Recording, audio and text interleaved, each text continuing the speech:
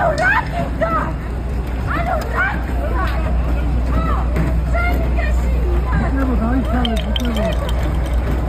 going to devote our energies to sports and gardening, all the cultural pursuits as far as they're concerned. In fact, we're going to put the goons to sleep.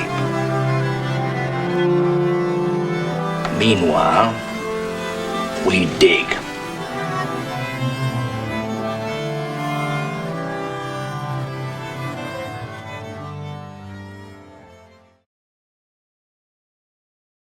Greetings and welcome to the Anadromist. This is Burn Power coming to you from Tbilisi, Georgia, where you may have noticed in the news there's been a bit of political turmoil.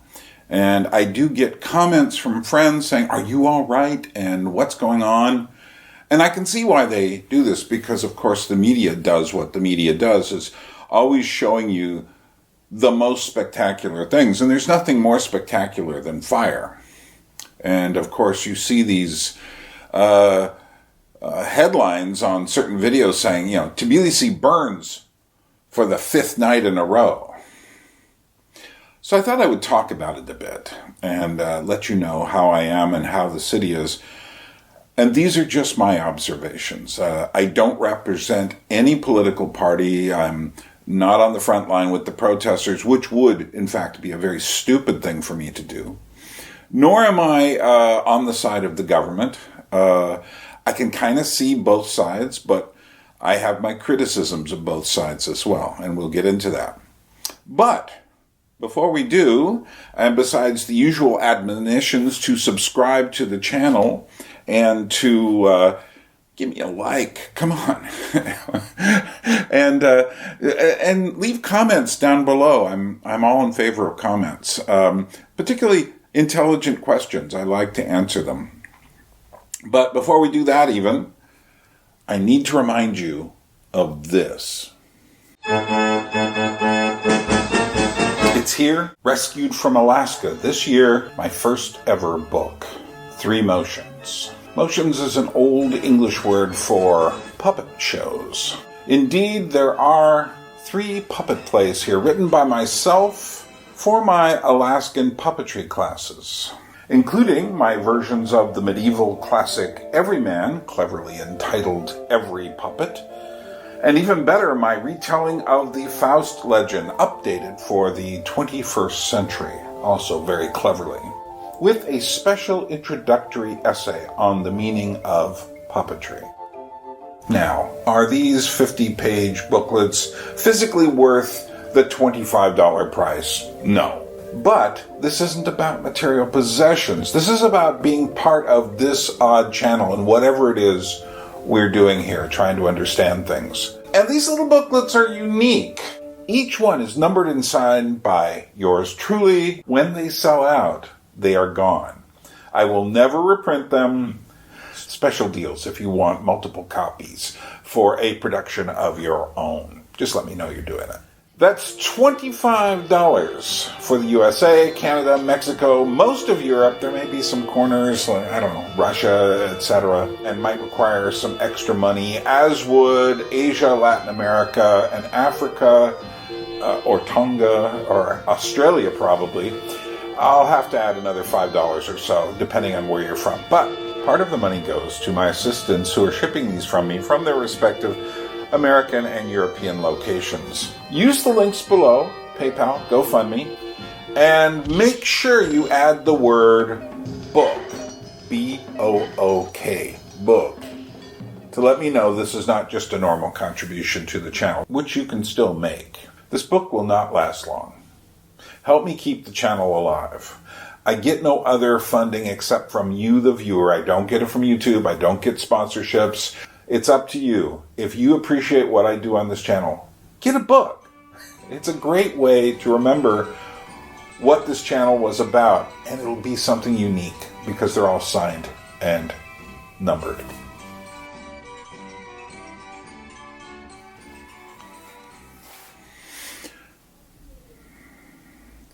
So to answer the first question, am I all right? Absolutely. And in fact, I'm in no danger whatsoever.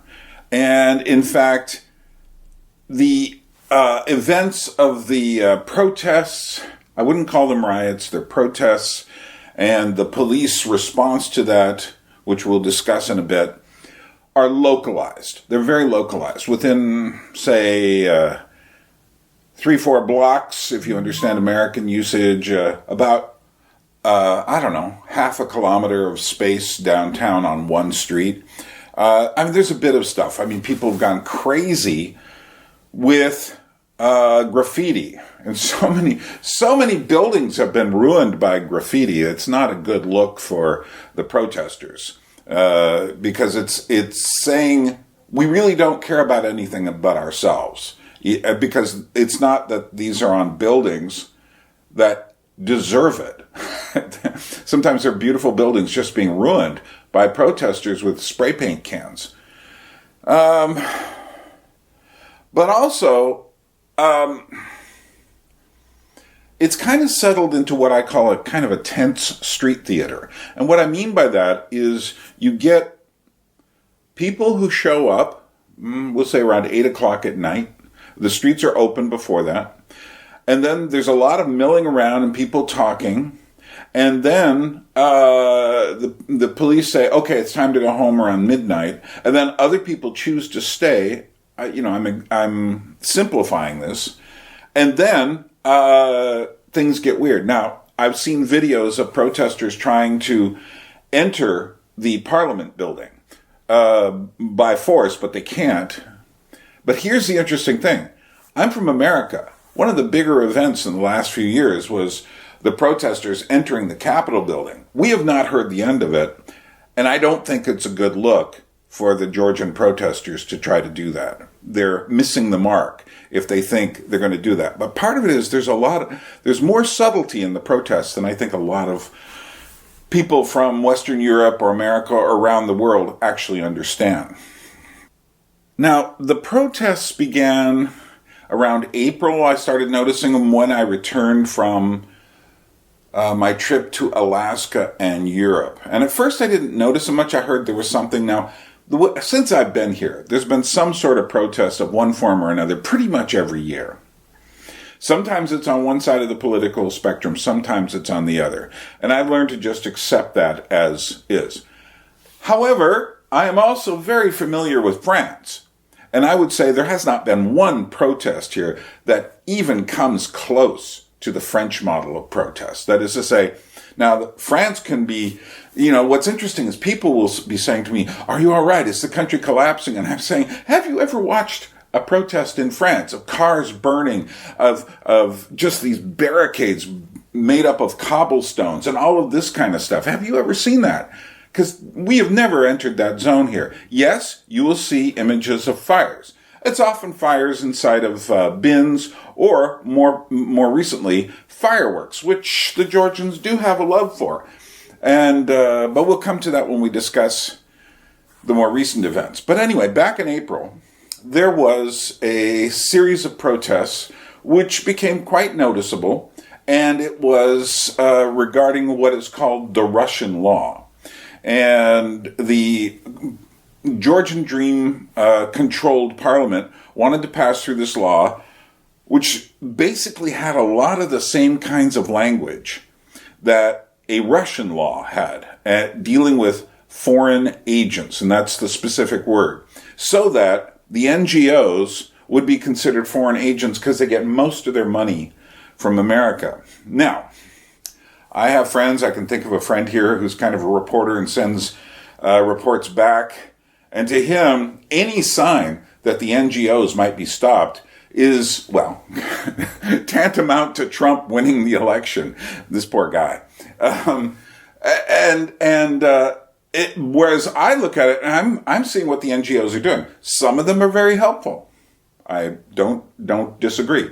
Some of them are definite. There was a group of films that were shown, and this was during this period, that were all like trans-related films. Now, I don't know how to tell you this, but Georgia is not among the politically correct countries of the world. If Georgia was allowed into the EU, it would be much more like Hungary and Poland, than it would ever be, like, say, Belgium or, well, you see, the problem is a lot of the people here don't realize there's been a lot of protests in the EU, and it's exactly the opposite of what's going on here. That is to say, the protests in the EU are often anti-EU because way too many immigrants coming through, creating all sorts of problems in these countries. So that countries like Denmark have shut down all the immigrants, just kind of siphoning through. Sweden has, they were like really open and like, we will take your Syrians and your Afghanistanis. And suddenly there are no-go zones, and they've had to clamp down, and they've got a lot of problems with crime, which comes directly from these. Germany, same thing. A very kind of odd far-right party recently started getting power in Germany, and the Germans are just like pulling their hair out because the word far-right makes them, of course, noticeably panic. France, similar things. And then when you throw into and of course the UK had their issues. Then when you throw into the mix the protesters who are kind of on the left, who are protesting for not only Palestine, but Hamas, who is a terrorist organization, it's just complicated. But from here, all the way on the far side of Europe, the people here aren't seeing what I'm seeing. When I discuss, for instance, I'm an American. I know what's going on in America quite well. I always follow it. And most of the people here have kind of these starry eyes. They're naive about Western Europe and America. They see it through this kind of haze. It's like, there's these Eastern European countries, the middle of the country. And then they start getting stars in their eyes about, places like Paris and London. And, you see them travel to these places, and they're always sending back the cliched photos. There was a girl I know who went to Prague, one of my favorite cities on earth. And what did she send back? Images of herself at Starbucks. And I'm just sitting there going like, really? This is what impressed you about going to Prague? Starbucks. But you see, there's a naivete. They don't understand, for instance, they don't understand what Starbucks means to us. And we're not really like, yeah, Starbucks has created an addiction problem. So has McDonald's. They don't understand the questions these things all raise. So they look at, when they look at America, they just, I've talked to so many Georgians here, what's America to you? And they'll say things like, New York City. And they all want to go to New York City. And I'm sitting there going like, do you realize that your whole salary for a year here wouldn't cover 1 month's rent in New York City? It's just like, do you realize crime is rising again, approaching 70s level in New York City? Do you realize you're going to have to be on a train traveling at least an hour to get into this fabled New York City? And that the city isn't what it used to be. I mean, I was there for 16 years. I'm not talking out of my hat. I remember a time when New York was vital. And I started leaving when it became a shopping mall. And now, you couldn't pay me to move back there because so much has changed. Let's see. They see New York. They see, I don't know. Do they see Washington, D.C.? Probably not. Florida. I'm not even going to discuss that. Texas. Yeehaw. They probably get surprised when everybody isn't walking around in cowboy hats. Southern California. Every American knows. Unless you want to be in the film industry, you shouldn't go to Southern California. And now more actors are trying to leave Southern California because the film biz has changed. There's a lot of film biz going on in Georgia, the American Georgia, which I'm sure nobody here knows about. Likewise, does San Francisco even register? If it does, do they realize how many problems are in San Francisco? When I mention Alaska, of course they do the thing to me that even most Americans do. They go, "Oh, cold." And I'm going like, not really. I was living on the coast. Yeah, really nice summers. Yeah, we got a lot of, Haines, Alaska, we got a lot of snow in the winter. Some rain too. I didn't mind it at all. I lived there 22 years. But they don't see America. The whole flyover country, That doesn't even exist for Georgians, although I did meet one girl. I told her what I just said, and she goes, well, I know a place that sounds interesting. And I said, where's that? She goes, Ohio. And when I tell this to Americans, they all just break down in tears laughing. But that's how people don't know what's going on. And that it's doubly true for whatever's going on in politics. They just don't know. And I'm not going to go into some sort of political exegesis here, but let's just say this. So what the people are fighting for here, by my observation, they don't get woke culture. Their view of what they're fighting for is a bit like America in the late 80s or early 90s. For instance, when you mention trans stuff here, people, certain protesters will go, oh, okay. They don't understand. And I say, there was a girl who wanted to move to New York City. And I said, here's a question you have to answer for yourself. If you can answer the question yes, go to New York. And I said, do you think that a man can declare himself to be a woman, not have any operations, maybe take a few pills or treatments, and is actually the same as a woman? And I haven't met even the most left-wing protester here who would agree to that. They all look at you like you're crazy, and I'm going like, that's the issue.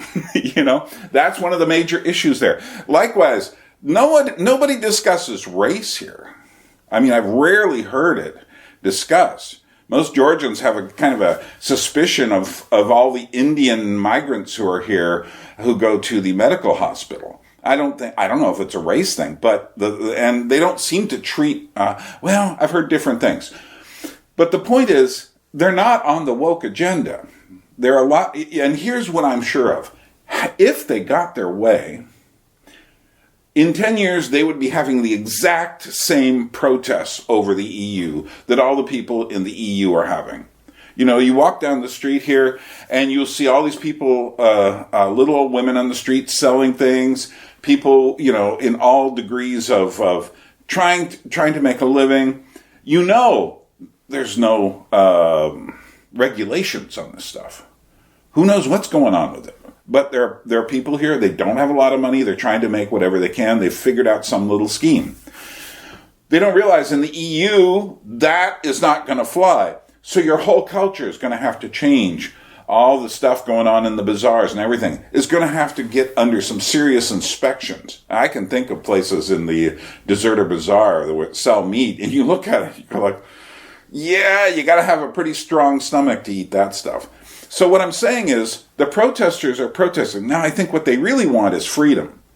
And I've seen protesters who, there's a girl that I watch on YouTube. I didn't even realize she was Georgian, although her name was Georgian, but I didn't even realize she was Georgian. And then one day she came on and she finally showed her face, and sure enough, she's a Georgian, and she lives here, and all of the protests back in March and April were really getting to her, as they should. But here's the weird thing. She does these movie videos, which would be considered completely in the, I wouldn't want to call it right-wing camp, but in the not woke camp. Complaining about all of the DEI messaging, diversity, equity, and inclusion messaging going on, ruining things like Star Wars and Marvel and such. And yet she really is in the protests, and she's part of that. So I do think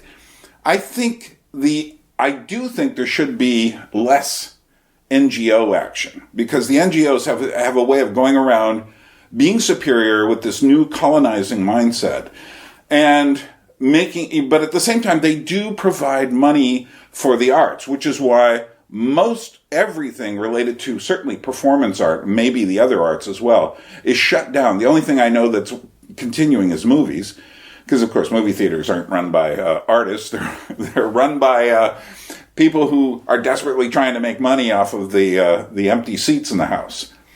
So, but anyway, this Russian law passed. Now, what's interesting is the protests. Again, I'm comparing it to France, which I know very well. And in France, the protests get really violent. But then again, the French are professionals at protesting. They've been doing this since the Middle Ages. You know, whenever anything goes wrong, a bunch of people go out, break things up, turn things over, set things on fire. And nothing's really set on fire here, regardless of the, Tbilisi burns for the 8th day in a row kind of stuff. And one of the reasons it can't be, I have had 2 friends from America recently come here. And I had one a few days ago. We were walking through and I'm saying, this is the part of the town they're saying is burning. And he looks around and just like, yeah, there's too much graffiti on the Parliament building and blah, blah, blah. But you look and you say like, well, how can these buildings even burn? They're all stone. So, very localized. I mean, you could just walk around it and you'd hardly even know it was there. Yesterday we did run into, my other friend and I did run into a group of people marching to the protests, but they were like having a good time.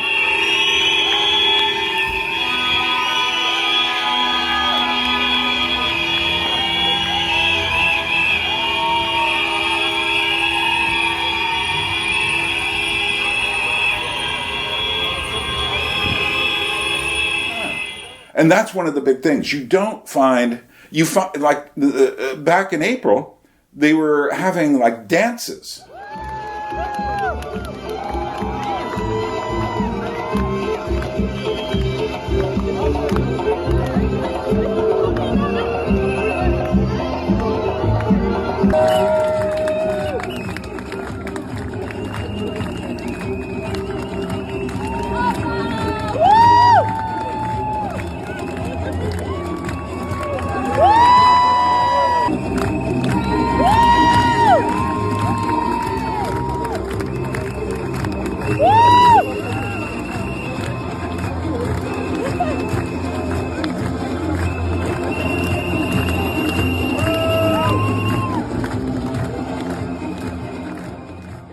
And traditional Georgian dances in the rain. They got chased away from the front of the Parliament building, and they ended up in what's called Heroes Square. And it started pouring down rain, and they were doing Georgian traditional dances. I was just like, I like Georgians. They're they do this kind of stuff. But that isn't to say this isn't really serious. So the Russian law passed. Things, people said, okay, there's not much we can do now. We'll wait till election season. And the summer was peaceful. And then came the elections. Now, the elections were about a week before the American elections. And when they were finished, there was a lot to dispute. It seems there were some shady practices going on, and it seemed like it wasn't a well-kept secret. So that set off people right after the elections going down and protesting again in front of the Parliament building. Now, I went there on the first night after that. Very peaceful, although they did what they often do, is they start off kind of quiet. Actually, the president, Salome, got up there and she talked, and it was all, like, serious, we have to do this, we have to do this. But I stuck around. There is a point in these Georgian speeches that were given in front of the Parliament with a sound system. There is a point at which the further and further speakers get louder and louder and louder. And in fact, this is something that a lot of people from the outside do not understand. When you're reading about the protests, for one thing, the city is not burning down. And if I just stayed in my apartment or up here in my neighborhood, you wouldn't even know anything was happening. But there is a group, a party that was related to the old president, Mikhail Saakashvili, who is in jail here. And I'm not going to go into all of that, but we'll just say his presidential term started off okay and then kind of descended into corruption and some other things. So, but this group is called the UNM, which is something like United something. I'm not sure. I can't, movement. But the point is this. Every time there's an anti-Russian protest, because Saakashvili was really EU pointed. Every time there's a protest, these guys will stick their necks out first. And they're loud. And they're obnoxious. And nobody else likes them. And they're the ones most often likely to kind of like throw themselves against the wall and into the police. Now, this was true, I would say, up until this point. But they will just be protesting. I mean, when I came here, they had sleeping bags and tents out in front of the parliament for over a year. These guys are like dogs with a bone. They just will not give up. Then what happened was the prime minister, former soccer player, football player, and he pushed through this thing. Now, the politics of all of this. The person who's really in charge of everything is the guy behind the Georgian Dream Party, Bidzina Ivanishvili. He has this like science fiction mansion on a hill and kind of overlooks the city. Of course, he has other residences as well. I'm told he once had sharks in his pool, but I can't verify that. But he stays pretty much out of it, except once a year or so he comes down, he buses all the people from the small villages in to hear him speak. I got trapped in one of his rallies once, and it was just like I couldn't even walk through anything. I don't like large crowds because large crowds are really susceptible to group behavior. And I had to get myself out of there quickly because I realized I am stuck. I mean, literally, you can't move from side to side. So I had to push my way out just to get behind the area they were in. And I just said, like, whatever. They decided to suspend the negotiations for EU membership and postpone it until 2028. And this is what set everyone off for this really current wave of unrest. The actual election stuff was just disputed. But it is so complicated. I'm not even going to try to explain it all, except to say this. This is my observation. There are people who are listening to this who are probably going to say, you're wrong here, you're wrong there. Fine, I'm an American. I don't know Georgian politics. I don't really speak Georgian. There's a lot I don't understand, and I'm not going to claim to. I'm just, if you hear what I'm saying, I'm comparing this to a lot of things happening outside of Georgia as well. And as I said, there were people here, and I've seen the videos. This is not an interpretation of mine, trying to break into the parliament. Now, if this happened in America, you're basically throwing red meat to a dog and saying, I dare you to attack me. And this is precisely what happened next. The police stepped in. Now, the big fear is that really what's happening underneath, we don't see it, is that Russia is trying to pull us into their orbit. Now, the government says that they're not trying to go into the Russian orbit, but they're rather trying not to duplicate what happened in 2014 in Ukraine at the Maidan revolution there. They don't want the government to be taken over by just anti-Russian people. Now, here's the thing. Georgia is a small country, about the size of Switzerland. It is sitting below the largest country on earth with a very hostile outlook on the world and huge soldiers. Not only that, the Russian troops aren't like over on the other side of the Caucasus Mountains. They're about 40 miles, 70 kilometers or so from us here in South Ossetia. I'm not going to go into all the story of that, but let's put it to you this way. This really is a thorn in the Georgian side. Most Georgians are like, Russia is occupying us. We don't want that anymore. It's all much more complicated than that. And I'm not going to go into the Abkhazian war or the earlier South Ossetian war or the 2008 5-day war with Russia over South Ossetia. All I can tell you is you will often hear shorthand versions of these, but none of it is, I've read my history and I go like, none of this is simple. None of this can be snapped and waved away. And the problem, however, is this. While, a lot of people know that this has to do with LGBT stuff. It has to do with the NGOs promoting it. It has to do with, and in a sense, the NGOs become part of the globalist agenda, which is promoted by the UN and the EU. And I can understand why the government doesn't want that. I can understand why they don't want Georgia to cease being Georgia. However, the cat was let out of the bag the minute everyone got televisions, computers, and smartphones. When the Western media and everything came, you couldn't stop anything at that point. Most people, what's happened in America is just the opposite. We've been dominated by this worldview it's been growing and growing and growing to the point where there's starting to be serious censorship about different issues that you couldn't talk. The Trump win, regardless of what you think about Trump, was a break in all of that. And because in America, many more than 50% of the people said, we're done with this. And so they voted it out. Here's the problem in Georgia.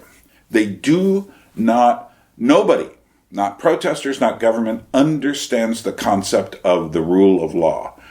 The rule of law, which I think we inherit from the English, basically says even the king has to go under the law when the king breaks the law. That is the basic definition of the rule of law. That is, the government is not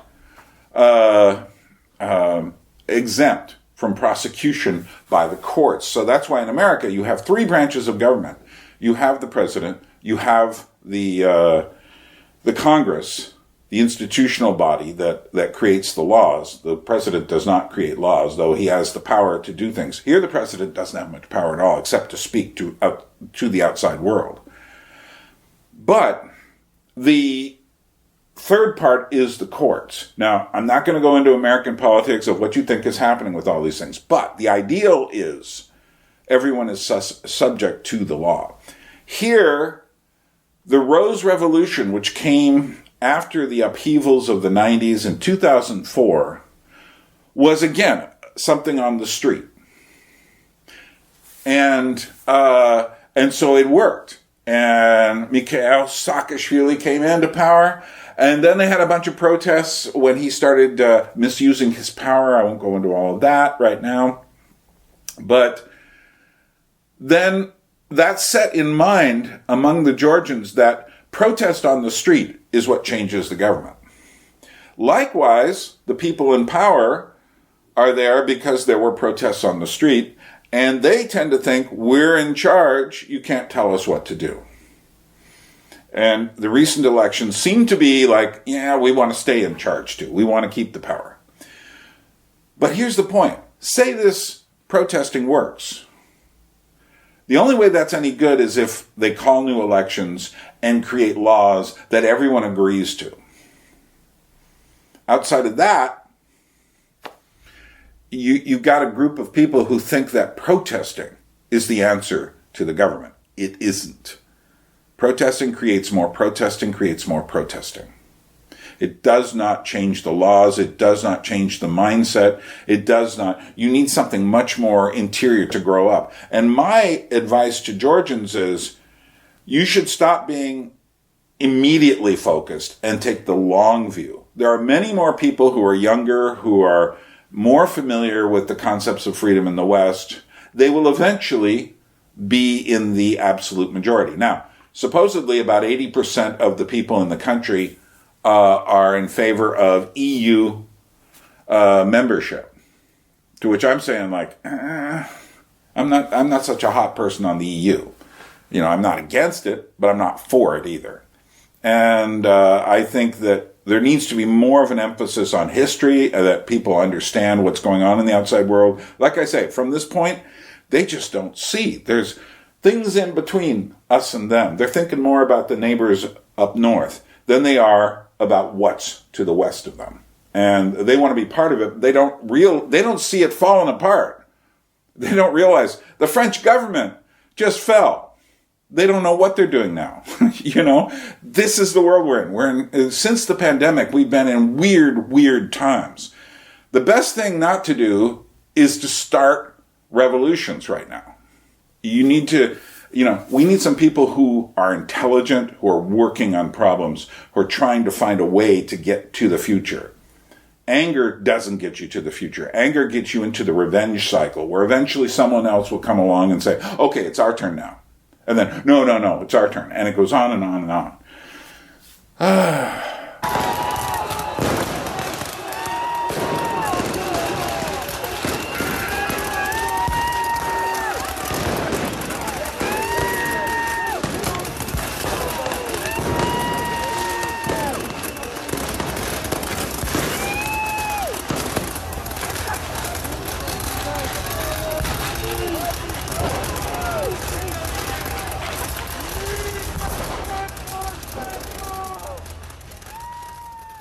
There are protesters out there who, at night are just shooting fireworks at the Parliament building, which doesn't do anybody any good because there's nobody in it.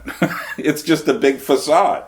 I mean, there are people behind it way back, but the basic thing is, fireworks against stone doesn't do anything. However, it looks really good. And then now, I am not in favor of what the police have been doing at all. It sounds really brutal.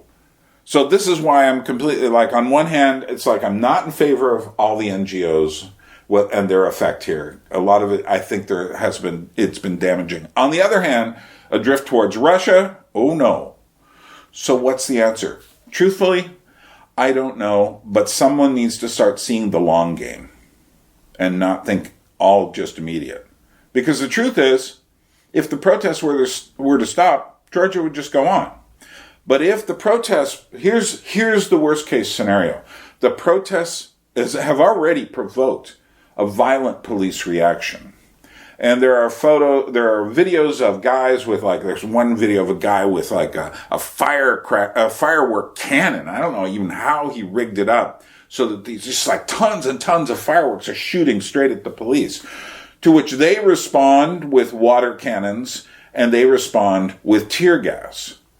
Now, again, it's kind of settled into what I'd call political theater. It's right now, it kind of goes back and forth, but it can't do this forever. Today, they're setting up a Christmas tree in front of the Parliament, and they've made it illegal to basically stop the holidays. But the Georgians are going to go somewhere else and stop traffic on one of the highways.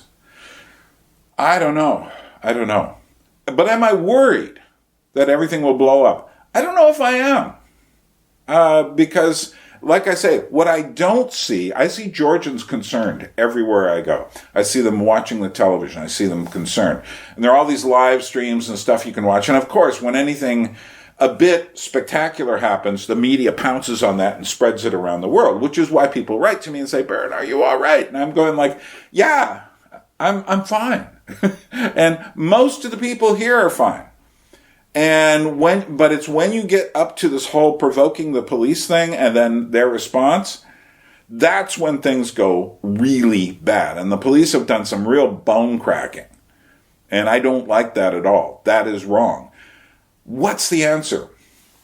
One of the things that's interesting is that I think the government here is waiting for, and I think the protesters are being pushed for a resolution before it happens, is when Trump takes office. Does Trump know Georgia exists? Actually, he's been here, not while president, but he opened a Trump Tower here. So yes, he knows it exists. Is he going to do anything? I don't know. But one thing I can tell you is he is a lot less predictable than, say, Joe Biden. And I don't think I think Trump is right when he says if he had been president, the Ukrainian invasion wouldn't have happened. Because what Biden did by the fiasco, the terrible fiasco of leaving so much state-of-the-art hardware, over $1 billion worth, in Afghanistan, and leaving behind the nationals who were loyal to the Americans, what he did by doing that was signaled. I'm sure people in the Kremlin looked at that and said, well, this guy's not going to do anything. He's old. He doesn't think about the geopolitics anymore. And so things took off. But I don't like what Russia did, whatever. And I get friends who are like, yeah, we just got to pull out of there right now. And I'm like, I'm not so sure. I don't think that. But let's see what happens. But, things can't go on forever.